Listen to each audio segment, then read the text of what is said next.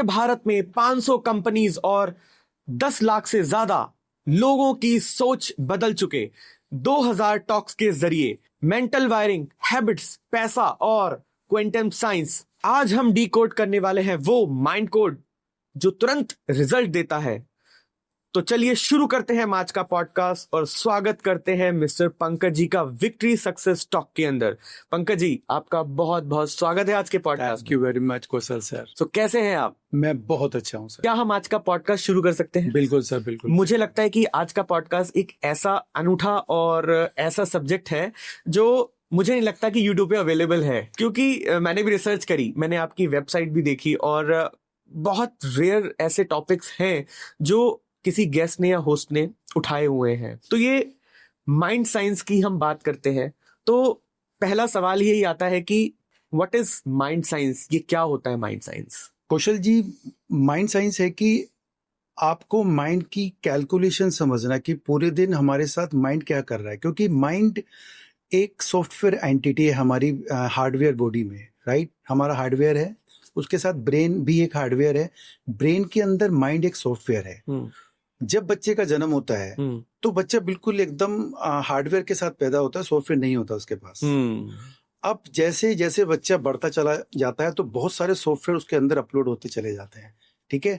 तो यहाँ पर माइंड कम्स इन प्लेस। अगर हमने ये कैलकुलेशन माइंड की और ये जो साइंस है परफेक्टली अगर ये बच्चा सीख लेता है तो बच्चा बहुत ही राइट डायरेक्शन में अपने आप को लेके जा सकता है और हर सक्सेस अपनी लाइफ में वो पकड़ सकता है, राइट? तो माइंड साइंस हमें ये सिखाती है कि हमें अपना हर मोमेंट लाइफ का किस तरह से कॉन्शियसली जीना है। ये माइंड साइंस है। क्या माइंड साइंस के बिना सक्सेस पॉसिबल है? माइंड साइंस जाने अनजाने में जो लोग इसको नहीं जानते हैं, बट वो अनजाने में इसको यूज कर ही रहे हैं, ओके? क्योंकि आप जो भी चीज डेली हम जो भी अपनी एक्टिविटी करते हैं, बिहेवियर करते हैं, वो हमारे इस मेंटल प्रोग्राम के अंदर कोडिंग होती रहती है, राइट? और वही फिर संभावनाएं बनती रहती हैं आपके चारों तरफ, ठीक है? तो बहुत से लोग जिनको इसके बारे में मतलब आइडिया नहीं है, ठीक है, कि माइंड साइंस है क्या, बट कहीं ना कहीं वो इसको यूज कर रहे हैं, ठीक है? उसको अगर मैं पॉजिटिविटी बोलूं या कुछ ऐसे प्रोग्राम जो कि उनके ऑटो पायलट हो चुके हैं। अगर आप एक अच्छी एक्टिविटी, राइट, अगर आप एक अपना एक गुड एक्ट बार बार रिपीट कर रहे हैं तो वो आपके RS में चला जाता है, रेटिकुलेट एक्टिवेटेड सिस्टम बोलते हैं इसको माइंड साइंस के टर्म्स के अंदर। तो आपके उन हैबिट को बार बार आपके सामने इवेंट्स में, सर्कमस्टांसिस में बाय डिफॉल्ट लाता रहेगा। जैसे अगर कोई गलत हैबिट है, ठीक है, तो उसको अगर आप बाबा रिपीट कर रहे हैं तो वो भी आपके सामने इवेंट्स में आएगी, सर्कमस्टांसिस में आएगी। क्योंकि माइंड साइंस बोलता है कि आप जो भी चीज सोच रहे हो उसको सॉलिड स्टेट में आने का हक है। वो सॉलिड स्टेट में आती कैसे है, उसके लिए फिर आपके इवेंट्स बनते हैं, संभावनाएं बनते हैं। ऐसे बहुत सारे इत्तेफाक देखे होंगे, आप कोई चीज के बारे में सोच रहे हैं, राइट, किसी के बारे में याद कर रहे हैं और नेक्स्ट डे उसके बारे में कोई इन्फॉर्मेशन आपको मिल जाती है। हम इसको इत्तेफाक बोलते हैं। ये इत्तेफाक नहीं है, ग्राउंड लेवल पे, डीप लेवल पे कंप्लीट साइंस है। जिसने साइंस को जाना है वो अपना दिन बनाना चालू कर देता है, ओके? तो अगर मैं थोड़ा बैक में जाऊं तो बहुत सारे मैं फिलोसफर के बारे में बात करना चाहूंगा। एडिसन, आइंस्टाइन है, बेंजामिन फ्रैंकलिन है। ये सब लोग अपने स्कूल टाइम में अच्छे नहीं थे, मगर बाद में इनको एक साइंस का ज्ञान हुआ और ये फिर एक अलग डायमेंशंस पर चले गए। इन्होंने माइंड पर ही काम किया। इन्होंने इनविजिबल जो हमारे आसपास की चीजें हैं उन पर काम करना चालू किया, राइट?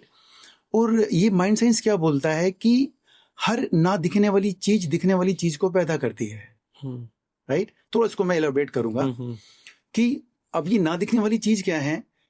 एयर है, हवा दिखती नहीं है बट है, उससे हम इलेक्ट्रिसिटी प्रोड्यूस करते हैं।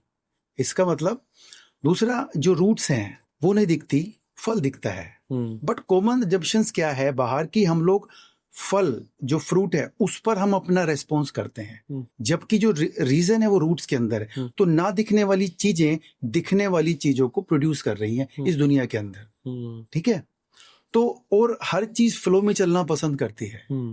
तो यही सच है, बॉडी दिखती है, बॉडी के अंदर जो बॉडी को चला रही है बीइंग, आत्मा, वो नहीं दिखती है।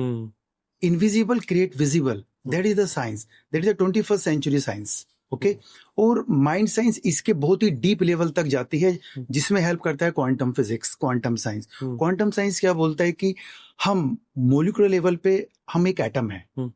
ओके एटम जब आपस में कनेक्ट होते हैं तो मोलिक्यूल्स बनता है, मोलिक्यूल आपस में कनेक्ट होते हैं तो सेल बनता है, सेल कनेक्ट होता है तो टिश्यू बनता है, टिश्यू कनेक्ट होता है तो ऑर्गन बनता है, ऑर्गन कनेक्ट होता है तो वस्कुलर सिस्टम बनता है। और हर एक एटम की एक पर्टिकुलर फ्रीक्वेंसी है, हम एक फ्रीक्वेंसी वर्ल्ड में जी रहे हैं, ठीक है ना। जिस तरह की फ्रीक्वेंसी आपके थॉट्स की होगी वही चीजें आपकी लाइफ में आसपास होंगी। इसका एक अच्छा एग्जांपल मैं बताता हूँ। अगर आप स्कूल टाइम में चले तो हम उन्हीं लोगों के आसपास ज्यादा रहते हैं जहां पर हमारी फ्रीक्वेंसी ज्यादा हम उन स्टूडेंट से मैच करती है, राइट। अगर आप 90 वाले स्टूडेंट है तो आपके आसपास 90 वाले ही बच्चे रुकेंगे, क्योंकि जिनकी फ्रीक्वेंसी लो है वो आपके साथ अनकंफर्टेबल फील करेंगे। तो ये एक फ्रीक्वेंसी लेवल पे हमारे एटम वाइब्रेट कर रहे हैं।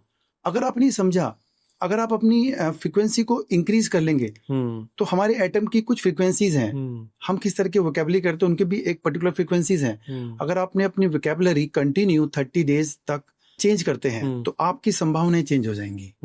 ये फ्रीक्वेंसी का जो आपने बोला, एग्जैक्टली ये फ्रीक्वेंसी को हम कैसे बढ़ा सकते हैं? क्योंकि आज के समय में सब बहुत बड़ा मुद्दा है।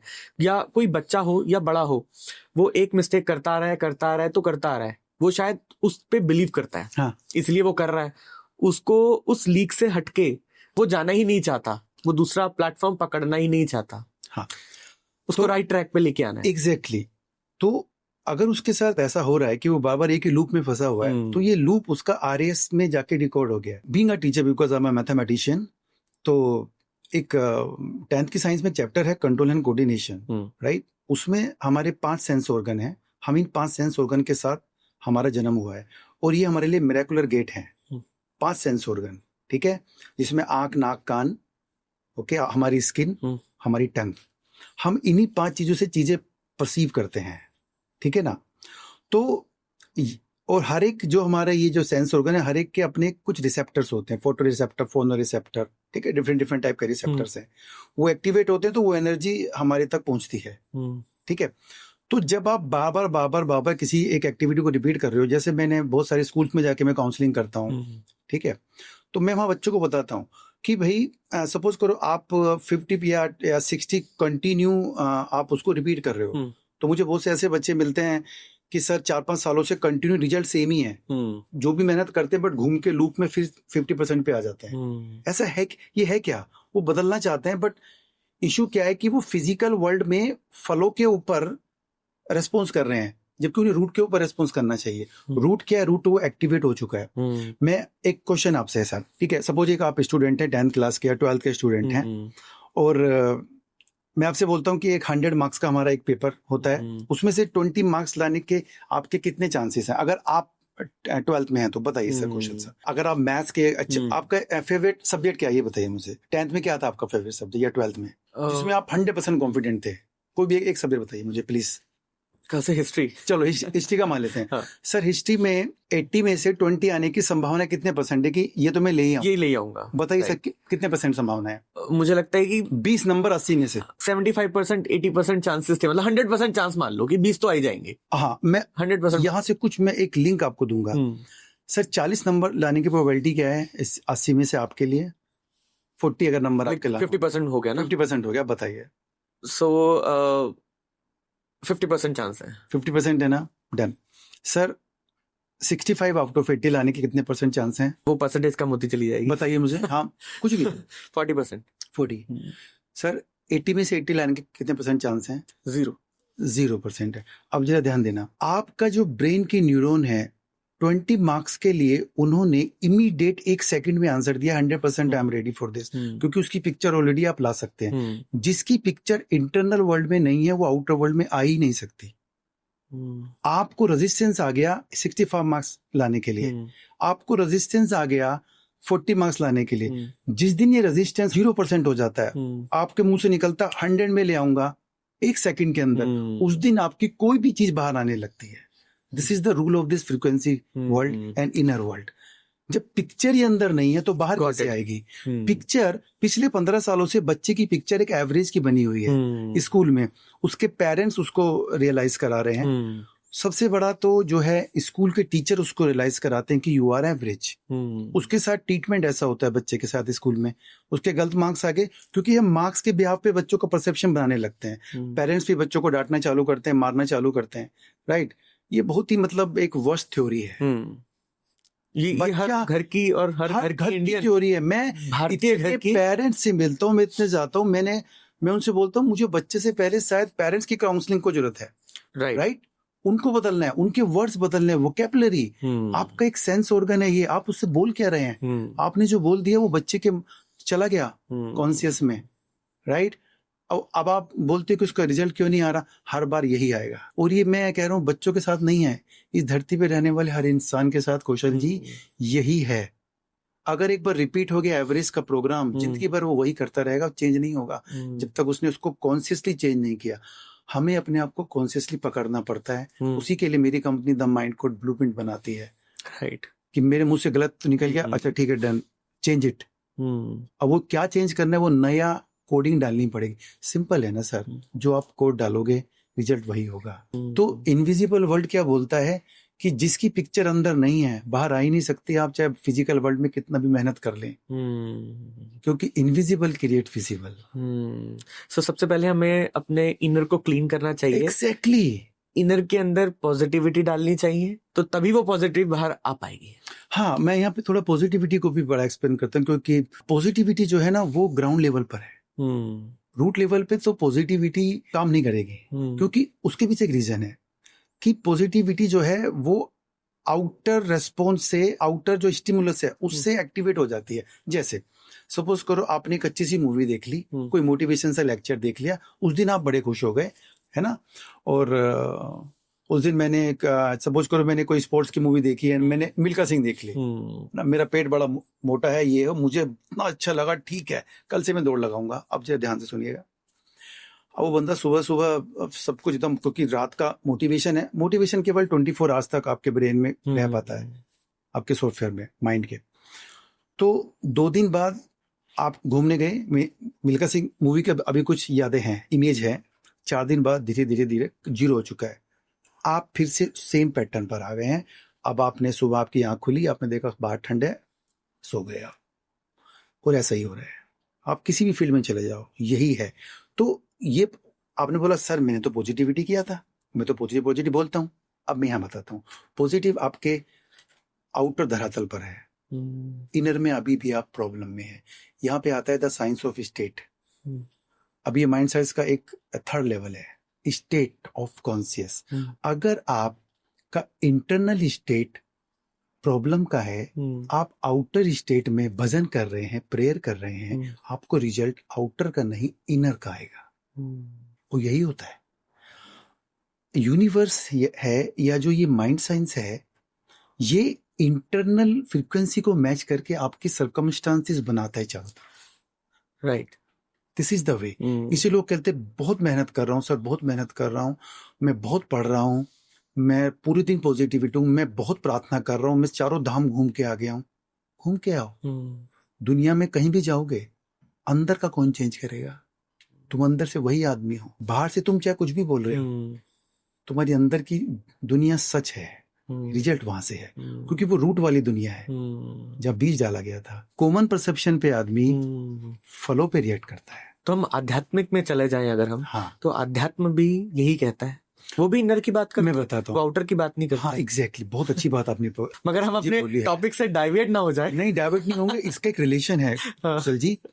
एक्चुअली साइंस जो है वो इस इनर वर्ल्ड की जो इंफॉर्मेशन है उसको फैक्ट से बताता है।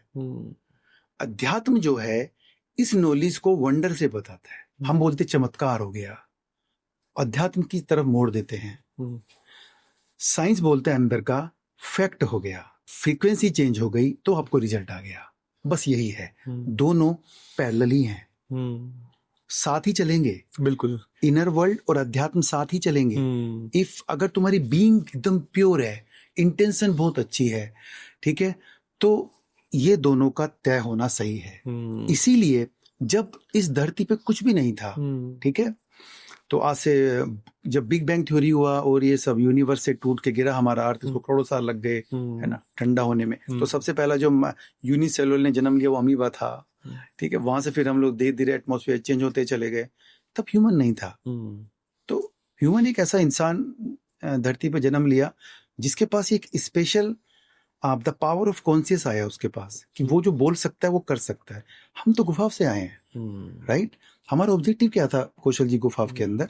सुबह उठना, बाहर निकलना, बच्चों के लिए और अपनी फैमिली के लिए खाना लेके आना, बस यही ऑब्जेक्टिव था। बट अब मैं आपको स्टोन एज से जोड़ता हूँ। स्टोन एज में पहली बार माइंड में कुछ आदिमानव टाइप खेल रहे थे, पत्थरों से खेल रहे थे। अचानक पत्थर रगड़ गया होगा, कुछ चिंगारी हुई, पहला कॉन्शियस माइंड में आ गया। उन्होंने बोले ये क्या हुआ? वही उन्होंने हैबिट फिर रिपीट करी, सब रिपीट करने लगे। तो आग तो पहले से थी, जो क्रिएशन हो चुका है इनविजिबल पावर का, कॉन्शियस में हमें लाना है। तो उन्होंने अब ये जब बाबा बाबा करा तो आग जली, तो एक नई चीज का जन्म हुआ। इस तरह से करते करते करते करते करते कॉन्शियस जो सोचता जा रहा है, क्रिएट करता जा रहा है। आप देखो ना, आज से अगर मैं 1990 की बात करूं, सर टीवी भी नहीं था, और आज आप इंटरनेट लेके बैठे हो, पूरे वर्ल्ड के साथ जुड़ चुके हो। ये कर कौन रहा है? कॉन्शियस। आप सोच रहे हो तो क्रिएट कर रहे हो। तो चीजें पहले इंटरनल है, आउटर तो बाद में है। तो हम गुफा से आज हम इंटरनेट में आके बैठ गए हैं, राइट। पूरे वर्ल्ड से कनेक्ट हो चुके हैं हम लोग। एक सेकंड के अंदर हम लोग पूरे ब्रह्मांड में घूम के आ रहे हैं। ये है क्या सर? अच्छा, सैटेलाइट जो सेट है पूरे में, जहाँ पे हम सारी इंटरनेट की एक्टिविटीज यूज कर पा रहे हैं, सर ये फ्रीक्वेंसीज हैं। रेडियो जो है फ्रीक्वेंसी पे काम करता है। पर्टिकुलर 92.7 पे किशोर कुमार के गाने बजते हैं और 93.5 पे नए गाने बजते हैं। इनके बीच में कुछ नहीं बजेगा। एग्जैक्टली हर इंसान की फ्रीक्वेंसी है। आपकी फ्रीक्वेंसी अगर प्रॉब्लम पे ट्यून है तो पूरी जिंदगी आपके लाइफ में प्रॉब्लम ही अट्रैक्ट करेंगे आप। आपकी फ्रीक्वेंसी के वर्ड्स अगर सक्सेस पे अटैच हैं, शाहरुख खान को देख लो ना आप। वो जब भी उसका इंटरव्यू उससे बोलता है I am the last star, I am top of the world, I am great. Why? उसको पता है द पावर ऑफ वर्ड्स। वो कंटिन्यू सक्सेस है पिछले 40-50 सालों से। हाउ? Elon Musk continue. तो ये लोग गेम के ब्रेन के उस पावर से खेल रहे हैं, जिसको जानना बहुत जरूरी है आज हिंदुस्तान के अंदर। तो हमें चीजों को एज अ फैक्ट समझना पड़ेगा। और सर हर चीज कौशल जी आप ही के अंदर है, कहीं नहीं जाना आपको। मैं कह रहा हूँ कुछ मत देखो, आप अपने आप को देख लो पहले शीशे में खड़े होके। शीशा सिर्फ आपको वही दिखाता है जो आप हो। मुझे शीशे में कुछ अलग चीज नहीं मिलेगी। मैं जो हूं अंदर से, शीशा मुझे वही दिखाता है। तो अपने बारे में अगर जानना हो, अगर गॉड के बारे में जानना हो, तो शीशे के सामने खड़े हो जाओ, आपको सब दिखेगा। तो वहां ठीक करो, शीशा बिल्कुल ठीक दिखाएगा। सिंपल है सर। तो ये शीशा हमारा वर्ल्ड है, हमारा मिरर है, हमारा फिजिकल वर्ल्ड है सर। बिल्कुल।